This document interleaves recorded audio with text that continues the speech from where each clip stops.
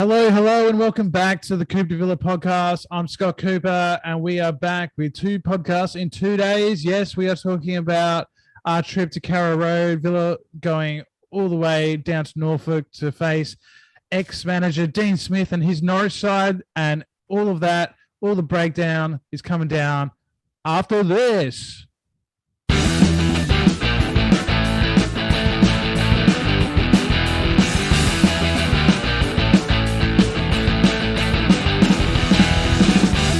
For another game, another midweek match away at Carrow Road, and it was another great one.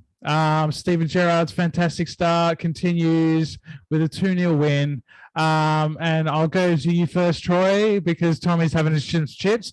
But what did you think? Please don't ask me. I'm really at the end. I've got the scraps. Oh, good. You finished. How considerate. Well done. Yesterday's episode brought to you by Peter Tamburino. Today, Smith's Chicken Chips. Yeah. Chicken chips is a good one. We do have an opening for a sponsorship, so why not? You know, Smiths, if you are watching, please contact us. But you don't have to pay. We'll do it for free.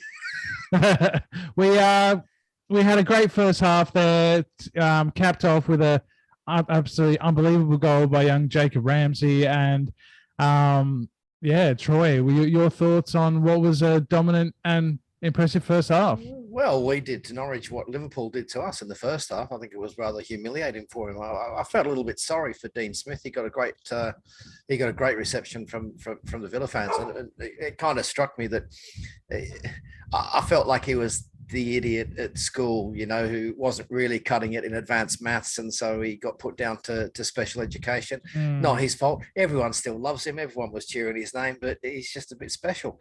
And you know, it's kind of like, well, there you go, Dean. Here's what you could have won had you played your cards right, but you didn't, and you got absolutely belted. I wasn't overly impressed with the second half. I thought that was miserable. And I just thought the changes were wrong, and I thought we were just asking for trouble. And I think any decent side would have given us a bit of trouble. With Norwich, it's just not a decent side. Massive injury problems, from what I understand. I don't know. I've heard 8. I've heard 12 players. God knows how many they're out, but they were in trouble. But look, you can only beat what's put in front of you, and we were dominant. We were fancy. I was a little bit disappointed with Ollie Watkins. His work rate's fantastic. He works the defense to the point of being in tears. Yeah. But his end product just isn't there. He chooses the wrong option. He's a little bit selfish, and he's just not doing the business for me at the moment. But you know what? 8 out of 10 across the board, I think. Happy. 3 points. Well, that's it. He didn't have his best game, Ollie Watkins, but he still got a goal and assist. And we'll talk about the assist first, Noah. And what an assist it was to Jacob Ramsey. He took the ball from inside his own half, went past 3 players and banged it in the top corner. Best kind of assist, I think. The easiest one you can probably get. I think it was a good, nice 1-2, I think, though, before that. And Watkins did actually quite well to get something on the ball as he was fouled. But fair play to JJ. I mean, he's shown glimpses of this for the last couple of weeks, and then finally gets another goal, because I think the one off, like, scrapped off against Leicester would have hurt. You know, he still hasn't got one at Villa Park. He said in his interview all he wants is a goal at Villa Park, and I was honestly buzzing to see another academy lad thriving at the top end for us. And it's also nice to see Carney come on and get an assist. It's just good. I mean, I think there were so many academy players on the bench. Yes, it was because of COVID, and I assume just the COVID problems that we have. So it's nice to see the academy options that we have coming through. Yeah, it looked like Sanson, Jed Steer, El Ghazi, and maybe Kenan Davis as well were all missing. I don't know if they've all got COVID or what the situation is there, but Gerrard's kind of keeping that close to his chest a bit. I think you have to, though, over there. Yeah. I think you have to. I did see an article about 20 hours ago on Gerrard's plans for Sanson. So, I mean, he seems to be in the mix. And I think also there was a piece written up on Trezeguet, how there's been similarities between him and Ryan Kent. So apparently his work rate's really impressed Gerrard. And, I mean, he does work his socks off. He does. I was surprised he didn't actually come on last night. I think the injuries didn't help him, though, to be honest. I mean, Buendia went down. McGinn also went down. So yeah. Johnny Mack always goes down, but he's built tough. I mean, when he grabbed his knee, I think we're all a bit like iffy. Maybe I just want to go back to Ramsey. I mean, being a Villa kid, I said for me, just seeing him just straight away, like, fuck my teammates. I'm going straight to the Villa fans. And just when he bit the badge, that's what we want. And I mean, that's why we want to promote youth. That's what all Villa fans are. I think we just cheer that little bit harder. And I think we all cheered like that when Grealish used to score. And hopefully Ramsey's the next product. And hopefully wants to stay because he's learned that maybe the grass isn't greener elsewhere. I hope so. But the thing is, he's living our dream. Like, we're living it through him, a Villa fan. 100%. And I just love seeing academy boys succeed. And that's all I want. And it's not about money. It's about passion. It's about being at the club that you've grown up. And has he got family that probably traveled? Absolutely. Yeah. And we as we spoke about earlier, he's had, he had the goal against Arsenal in a match that, was a consolation and didn't really mean much. He has the goal against Leicester that gets chalked off. And to finally score a big goal to put us ahead. Goal of the week, to be honest. I mean, what a run. And unbelievable. Exactly. It's great for him. And hopefully he can bring more goals and assists to his game, because that's probably the only thing that was missing. The energy, the defensive side of it and all that sort of thing. He's great, and he does everything that the coach asks him to do. But he just, in that final third, sometimes let himself down with some missed chances and that sort of thing. But he took this one really well, and it's been building. This season especially, he's been showing a different side of himself, just driving with the ball, running, like that confidence, that touch on the ball, and great to see. Another one, Troy, that had a good first half, I thought, was John McGinn. Had a few shots, nearly scored from a corner as well. Yeah. Damn nearly scored from a corner. I think that took Tim Krul by surprise. I think it took everybody by surprise, including John McGinn. Quite frankly, I thought he had a great game. I'm waiting for him to have a shit one. I'm waiting for him to screw up. I'm waiting for him to back down, and he's just not. He's just getting better and better and better. I think Gerard's job right now is to look and say, okay, are we, let's pick a random number 8. Are we a top 8 in the country? Can we hit 8th place? To hit 8th place, you've got to have the players who are the 8th best in the league in their position. And there's a lot of unknowns there. Jacob Ramsey, even 2 months ago was a bit of an unknown. Now I think, is he up there? I think he could well be.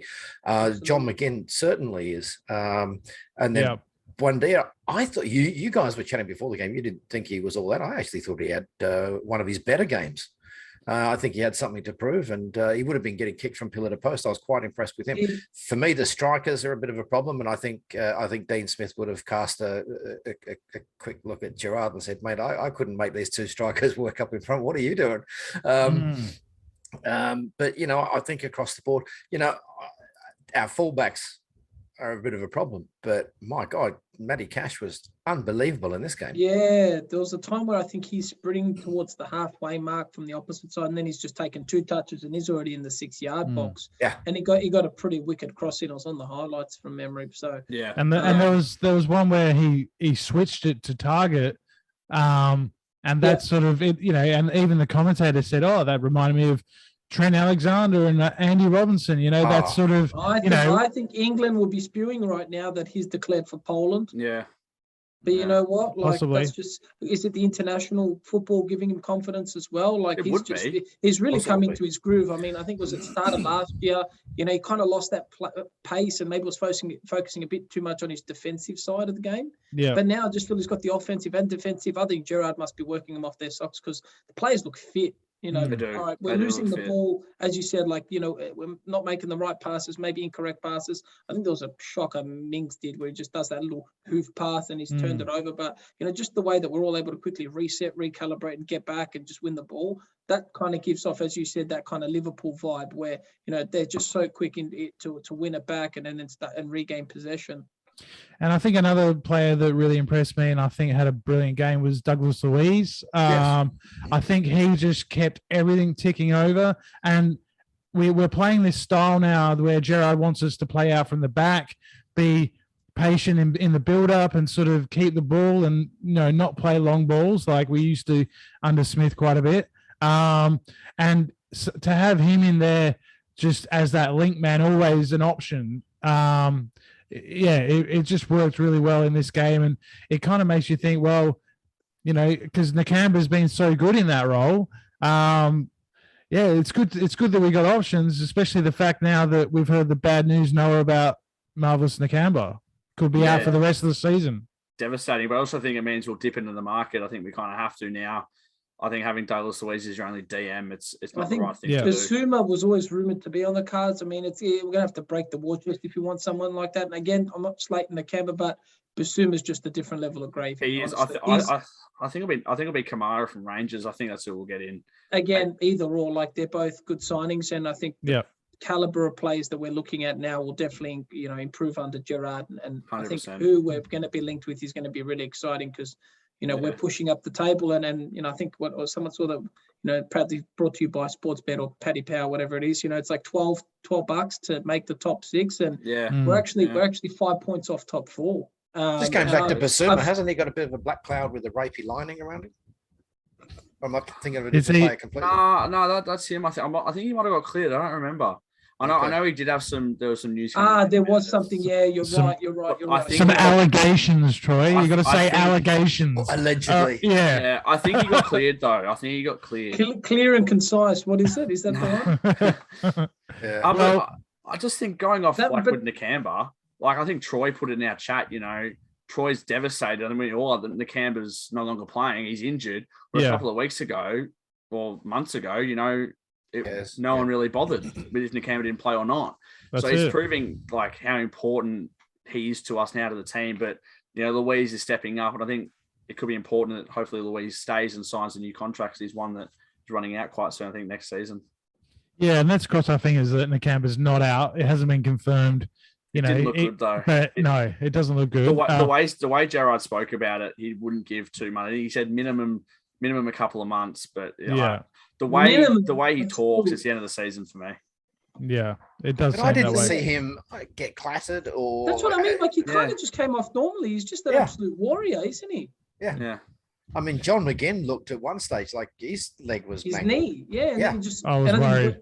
So was when Dio did the good old, kick into the studs, and I thought, here we go, he's probably off. And then he was actually just running straight after it. McGinn was just jogging it off. I don't know if it was just for a bit of the spotlight at the time. Maybe he needed to breathe. Probably winded, but I know. Maybe some of these guys like McGinn might need a rest for the Burnley match, perhaps, because that's going to be another physical battle. But I think we'll do Burnley 3-0. Like I said, they've been picking out a lot of draws with 8 draws, 1 win for the season for Burnley. Like I said, a lot of draws. Really? You've got Newcastle, Chelsea, Leeds, Liverpool, Burnley, Liverpool. I think I drew Liverpool. I think. No, it's like look, I'd say 3 winnable fixtures, and then Chelsea and Liverpool, if we can get a point each or a point from either, both, whatever. But I said we've got a pretty good set of fixtures coming up. So again, that top 6 push. I think last year is where we were so reliant on Jack, and then when he was out for that 3 months, that really killed our top 6 chance. And I think we're probably on par with West Ham at one point, and then their confidence surged and now started to decline, and it got pretty ugly at one point. We do have a good run of games ahead of us, but the injury problems, I mean, that's just typical Villa, isn't it? When you think, what we can rack up 15 points in fairly short time here, and with the players we've got out, that's putting a bit of a question mark over the whole thing. I mean, McGinn, as you say, he's a warrior. He's like the bloke at the beginning of Saving Private Ryan who gets his leg broke off the beach and he's just walking around looking for it. That's John McGinn. It is. Yep. And moving on to the second half now. I know, Troy, that you were a little bit disappointed. I think that we were probably a little bit tired. Maybe it looked from the Liverpool game. Obviously, we did a lot of chasing in that game. A lot of it was a rainy night and all that sort of thing. So maybe that took a bit out of us. But Norwich really only had the one header on target, and we looked pretty comfortable at the back again and got the goal from Ollie Watkins. So that's it. You can look at that and you can say, well, it was a bit of a slack second half. We took the foot off the pedal.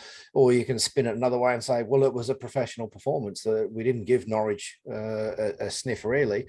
We did what needed to be done. We weren't too fancy pants. And as I say, three. What are you doing? I'm just flicking the cards because Pick a card. Where is he up there? Yeah, my cards, mate. I'm actually very twitchy, so I do keep the cards just there for. But what was interesting in the second half when the camera cut to Gerrard, I was expecting him to be going absolutely mental, getting the press and the press going and getting the momentum going.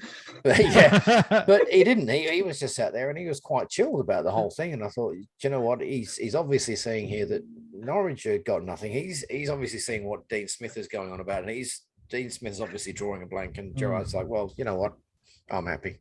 I think that's one area where.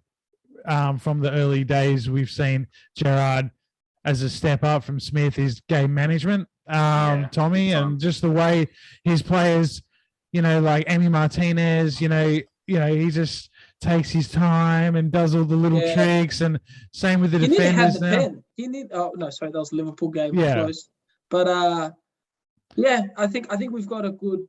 I don't do we even have a core unit? I just feel like everyone's just bought into Gerrard's philosophy. It's not, we get, our key 2-3, leaders in the group, and then the rest kind of feed off that, permeates across the group. But I feel like everyone's bought into Gerrard's, philosophy, what he's about, and we're keeping clean sheets, like we are defending like rocks. And let's be honest, against Liverpool, not that we got battered, but they were coming at us most of the game. So I think just mentally that fatigues you quite a lot. And just to lose off such a shit pen, it's a kick in the nuts, honestly. It was, but I mean, look at what City did to Leeds today. 7-0. Did Leeds have Liverpool the week before? If they conceded like 10 or 11 goals in 2 games or something? They have conceded a lot of goals. They have conceded a lot of goals. Does anyone think Bielsa could be on the chopping block? Because I said to my mates, I said Leeds are in trouble. Bamford? What's happened with injured? him? No Phillips as well, and no someone else. No Rodrigo. Yeah, and that's almost they're taking the engine out of the car. Let's be honest. Yeah. But yeah, I think that's also where squad depth comes into it, because for example, we give our guys shit a lot of the time, but he's our most involved player. Now he can't really even break in ahead of the youth. And as one thing we did, criticize Gerrard about pre taking over was, is he gonna play the youth? Is he just gonna neglect Villa's youth and just inject his own plays into there from is he gonna bring some of the Rangers contingency down? We don't know yet, but. See Ramsey score, see Chukwuemeka, get his assist, and could that, give him the confidence to pen a new deal at Villa? I possibly think so. I think so. I think the management had a word with him before he signed I on the reckon. dotted line. Come on, his brother's here too. It makes sense, yeah. Yeah. But, we were hoovering up under Dean Smith a lot of the youth. And I think they've sort of said, look, we've sold Grealish for 100 million. This is the way to go. This is football management 101. It's not about it being a feeder club. And that's what I mean. What we got out of Grealish until we sold him, I think people forget that. 100%. If we can get that out of Ramsey and Chukwuemeka, and is a Philogene Badace, and there's a few other, I think Kessler's like this good right back or something. Yeah, he's on loan at school. They're saying we should recall him, just to give Cash a bit of cover if we ever need, because as much as we rate Ashley Young, he's not naturally a defender. Already was transitioned into a wing back, but I think he's always had that attacking mindset. So, we've got some real talent coming through the ranks, and I'd love to see them all get a run at some point. If that's at the expense, if Chukwuemeka's at the expense of a Buendia or a Louise or a McGinn, as much as I love them, we're always going to back Villa players with Villa blood, because 100%, that's what we want. And, like I said, to see 2 Villa products be involved in both goals, Ramsey scoring.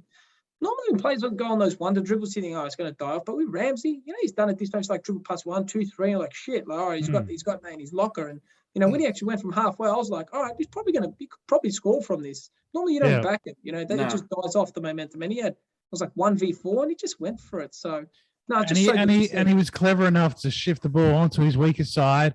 None of the defenders probably would have expected that. They probably thought he was going to open up his body and fill it in with his right foot. Goes onto his left.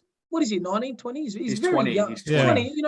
This is a kid, really, just an adolescent, late teen, whatever, that's a mature mindset for someone his age. And also he's got that grunt in him. When he gets subbed off, he's pissed off. And because, he plays with passion. And when we're losing, he gets pissed off, because this is a club that he's seen go through the shit times probably. And he's experienced it more than anyone, because he's involved with it and wearing the crest. We're not.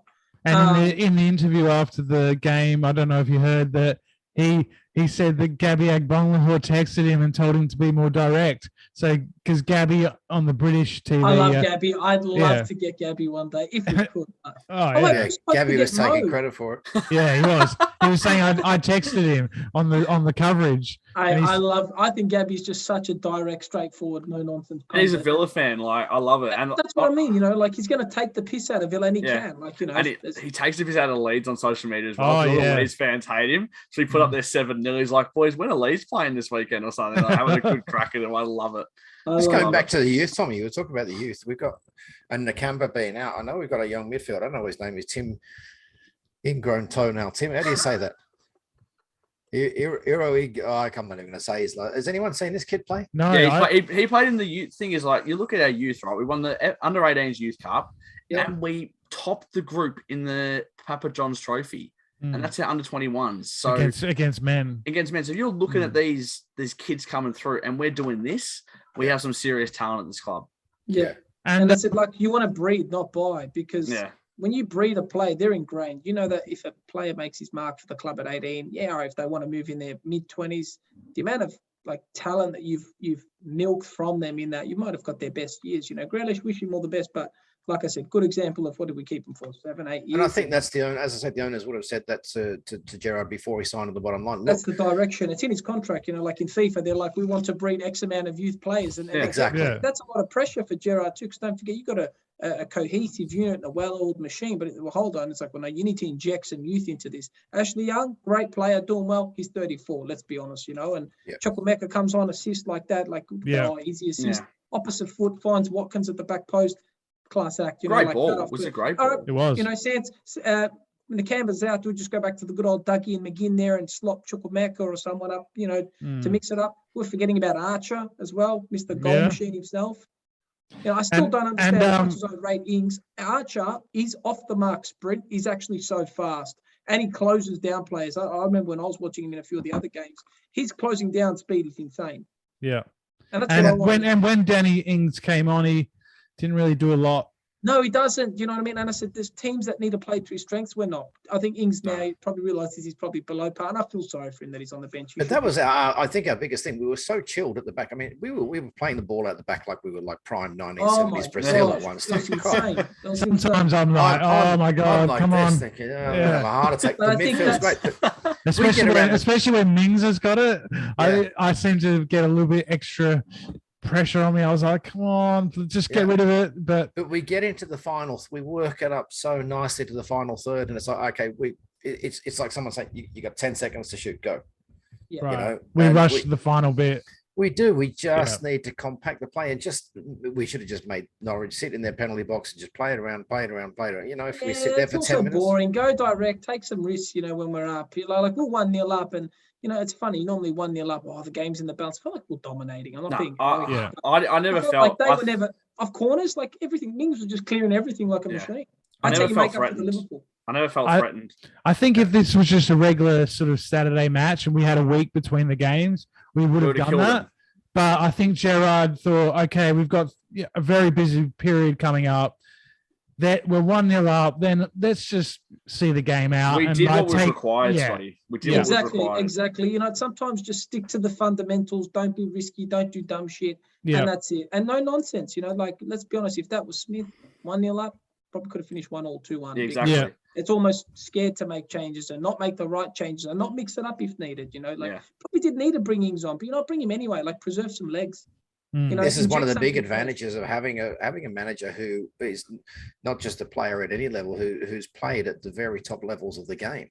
Yeah, who not only knows what it's like to bring through the youth because he was a youth that was brought through, but game management when you're actually on the pitch. There's a big difference between game management, being a manager, and saying, okay, I know what it's like. I know your legs are burning and your lungs are about to explode. Let's manage this situation, not just for this 90 minutes, but for the 90 minutes that's going to follow next week. Preserve it, and like I said, we're probably making some silly passes. It was like shit second half. I thought we were all over them. So if that's a shit second half and we're still dominating, I think it's exciting to see. Once we've had a full injection of Gerrard, what it's going to look like. And like I said, I think he's defying gravity at the moment and exceeding all expectations. And 100%. This makes me take my hat off Noah's the stat man, and he'll probably confirm this, but I'm sure there were rumours that we were in for Cantwell, and I think that's a Dollet Butch. What a I was petulant about little to say dickhead. that earlier. I forgot about it. You're right. Well, Dean Smith wanted him. Yeah. No, but we dodged the bullet. I said he just looks 100%. lost at the moment. He's still got 100%. Pookie that he's feeding balls to, and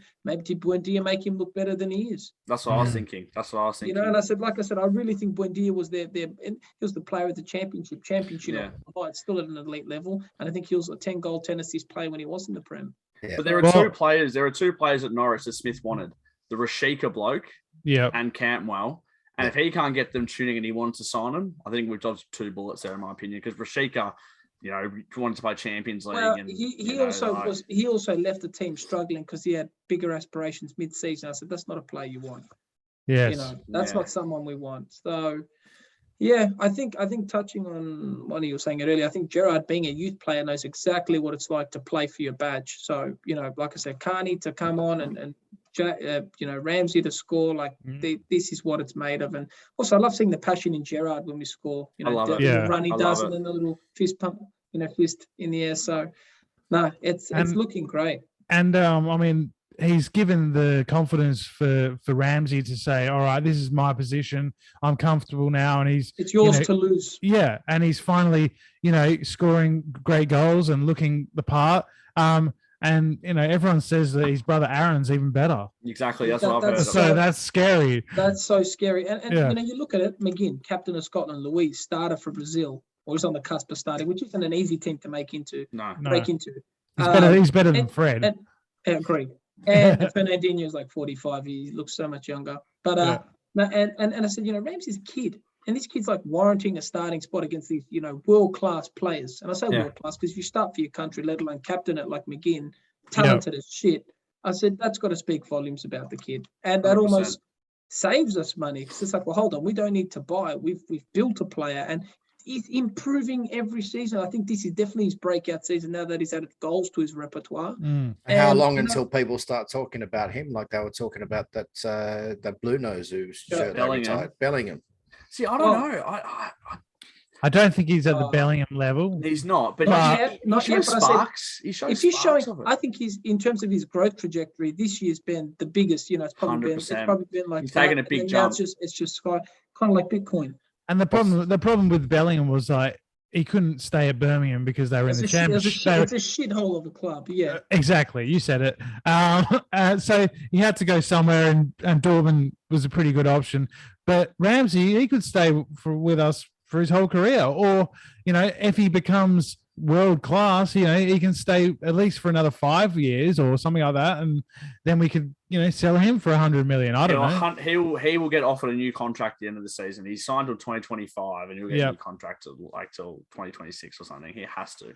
But as soon as he gets an England call up, the usual dickheads will be surrounding him and be in his ear. No, Southgate, probably won't start him because he's not playing for a big club. But that's what I think is funny. What if we're making top six now all of a sudden? Does that mean our youth and local English get a sniff because top six is considered big? Yeah. Well, they might. How about the co-commentator? What an absolute knob! I think 15 minutes, 20 minutes into the game, and he's saying, Norwich are well in this. They're playing well. Yeah. What? I think they're trying to not be too biased. I think so. They're not going to be. They got to chuck a few things in there. What are they going to say? Norwich have had their pants down. Oh, Villa have scored their. Well, they did make more entertaining commentary. When will the next 3 goals come? When I think it was the 86th minute, Watkins scored. Villa are pretty comfortable. Yes, he killed the game off, and they go, "Oh, Norwich, unlucky. Villa just killed the game off." It's like, well, I think if we didn't score that, I didn't see us conceding. No, and I think that if you have a look at the cold hard stats, by the end of the game, they're actually quite even. Possession-wise, number of passes, success part, they're all very, very even stats. So on paper, if someone said, "Okay, what do you reckon the final score is here?" But on the pitch. On the green stuff, it was a totally different story. And it was like this guy was just looking at the stats and not watching what was happening in front of him. And honestly, he sounded like he had a commentary box full of used crack pipes and syringes. It was just, he was ridiculous. And then after the game, we were talking before you came on, Tommy, that Chris Sutton was saying, "Oh, I'm pretty sure that Chukwuemeka was a shot that went wrong." What? No, that's ridiculous. What a hater. Yeah. Also, the assist was clearly on a plate, and also like what a great run by Ollie. Like the ball was that good to Ollie just literally at the back post. What a he's coming in at an angle, and he goes back out to give himself the best angle for the cross. He would have just shot if on that line that he was running if he was going to go for goal, but no, he took an extra touch, went wider, and then he had the better angle to whip it in. So shocking defense. If our guys did that, you'd be smashing the place up, wouldn't you? Even with the Ramsey goal, though, they didn't defend it quite well. I mean, they had two blokes, or not one bloke went at him. No, Dean Smith was not happy about that at all. He says you can't let someone run from halfway and not engage him. But under Dean Smith, Ramsey never really did that. No, he never really did that. Like I said, I feel like Smith took his flaws to Norwich, which I'm glad for, and I just think Gerrard's really taking the club to the next level so far. Knock on wood. Like hopefully it continues, and I don't want to say a bubble's burst, but this is not a bubble. Like I mean, we've got flaws in our game just like every team, but we're finding the will to win. It's not that new manager syndrome. We're playing shit football. Like we've got genuine structure right now. Defense are just tough bricks. I mean, Target and Cash are back to their best. I think Target, I was watching a replay of the Liverpool game this morning as well. Yep. I said, Target's tackles again are back to where they were, and just his defense is elite. And I've noticed like after every game, Gerrard always gives Target, especially, a big hug. Yeah, I don't know what it is, but them two seem to be quite kind of close. I don't know. Yeah. I think maybe from what I read from it is, maybe he wasn't really in Gerrard's plans, but he surprised him. I've got that kind of feel, like maybe he's won him over or something. I don't know, but I mean, he did start shit this season. I think he did start shit, and also at the same time, like these are young. I think Target's relatively young still, and having that coach, not just that he commands authority like Gerrard. It's nice to have that arm around you as a coach as well, and it gives you that confidence. And someone like Gerrard hugging him would probably be more than anything. Do you want to hug Tommy? Yeah, come on. Thinking about that. So okay. Are you okay? Well, we should probably wrap it up there, but guys, it's been we could go on forever, and we often do, but we're doing a competition. Troy, there's no quiz tonight. We did predict it, by the way. You said 2-0. I said 2-0 or 3-1. I said 2-1. Yeah, I said 3-0. I got it wrong, but well done. Are we going to do predictions for Burnley game? Yeah, let's do the predictions for the Burnley game. Noah, you want to go first? Yeah, I'll go 3-0 Villa. 3-0. I'll go goal scorers again if you want, because I'm pretty good at this, Yeah, okay. Ramsey will get his goal at Villa Park, Watkins and Wendia. Okay. Tommy? 3-0? I'm going to say 4-0. I'm going to be a bit rude because, again, Burnley, they're drawing and they're conceding. I said, we're going all guns blazing. And I said, we've got a firing Ollie Watkins at the moment. And I think it'll be Watkins 2. I think Ramsey McGinn, or Ramsey, and it'll be like Mings or a concert maybe off a header or something. I can see everyone getting in on the action. All right, Troy? I think it could easily be 4 or 5-0, but I think he'll stop at 2. And when I say stop at 2, I mean, I think we'll get to a 2-0 lead. We'll be dominant. She'll shut up and he'll say, you know what, let's chuck some of the kids on and see what they're all about. Yeah, I'm going to say 1-0. I think it'll be tight. I think Burnley will. Sean Dyche football, though. I'm going to call the man of the match, Morgan Sanson. If he starts, he will surprise everyone, and he can ping a ball. I don't think he out. If he's got COVID, he's not going to play. Well, I take back what I just said. But yeah, everyone, check out our last video from yesterday, the Liverpool video. We've got the whole quiz there where Tommy brought it back to, so it's 1-1-1 going into the 4th round, and that'll be after the Burnley game, the next version of the quiz. So make sure you catch that one. December is just full of football, and we are here for it all. So please join us. All your comments, all your likes, is very appreciated. And love it. Please check. If you've got a local business like Peter Tamburino, let us know more. I was actually seeing the comment. I saw Chris Williams from the Villa page actually commented, so he said, "Great show again." Yeah, I was happy with that. History, you got to do some history lessons. Yeah, the thing is, he's talking about the FA Cup question, which you had. Yeah. You had the FA Cup question, Chris. Like, come on. He got it right. He got it right though in the end with the options. Yeah, again, and also my guessing was on point. I said Wolves. There's no way they'd be in any cup final. I said Tottenham haven't won shit. Liverpool weren't any good at that time, so. My maths was pretty good. It was good. Good logic process of elimination. And you're back in it. I reckon Tommy sits at the pub and his mates give him the word of the week. He's got to say, and this week, last week, Peter Tamburino said, I'm the word of the week. Yeah, and Peter's actually, so just a shout out to Tambo. He's got his foot this Friday. They're playing, I think Moreland, and them and Moreland are tied on points. So his team, Fitzroy, they have to win. I think it's win only, so there won't be a draw.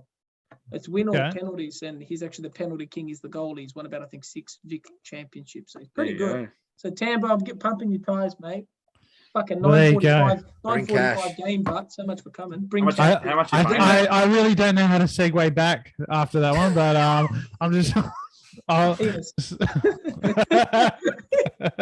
But anyway, all right, boys. Well, it's been a pleasure as always, and we'll be back for the Burnley match. So check us out. We're on Spotify as well, so please. Spotify. I can't even talk now, so it's a wrap. All right, boys. Well, I'll see you guys on the weekend. Up the Villa. Come on. See you later. Hey, guys. Catch you, boys.